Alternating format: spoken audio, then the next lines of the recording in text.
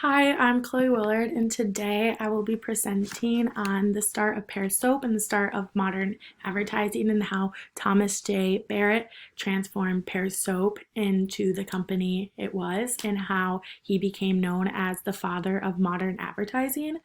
So first off, I would like to start by talking about Pear Soap for Women.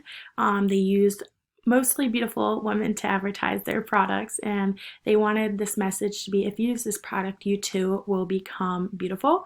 They advertised that Pear Soap gives you flawless, smooth skin and perfect complexion.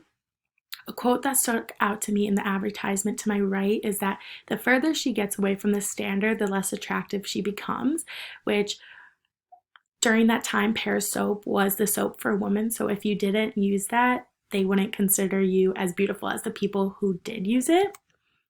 So the next thing I want to talk about is Pear Soap for Men. This product also made sure to advertise men's products as well, such as shaving soap and using the phrase a luxury for shaving. So they wanted to broaden their target market at this time, so it didn't make women just feel beautiful or kids for bath time. It also made sure that men were comfortable shaving and had a better experience while shaving. So now I'll be talking about Pear Soap in the late 1800s. So Thomas J. Barrett joined the firm of A&F in 1862, who were the founders of Pear Soap originally. He secured one of the first celebrity endorsements from Lily Langtry, actress and mistress of Prince of Wales. So two of the quotes that are in this advertisement are by people who were celebrities at the time. 2 years ago, I used your soap. Since when? I have used no other. And this one is from Lily Langtry herself. And for years, I've used your soap and no other, which was good for their advertising because celebrities have this sort of word of mouth that if they like it, you'll like it too. So I'll talk about Lily Langtry a little bit more. Lily used her high public profile to endorse commercial products such as cosmetics and soap.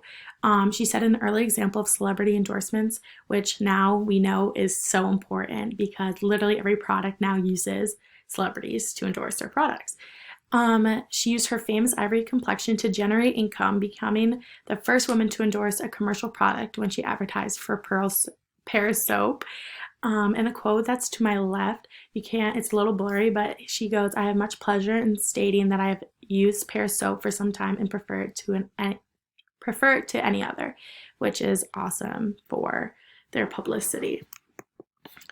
A little more about Pear Soap in the late 1800s. Thomas Barrett also convinced the popular artist Sir John Everett Millais to sell him a painting of a young boy gazing at rising soaps, Bubbles, as seen here. Bubbles became one of the earliest icons and set the tone for highly successful advertising campaigns. So Thomas Barrett asked the artist to engrave pears into the bar of soap to my bottom right so that people knew that it was Pear Soap and that it creates these bubble effect and stuff.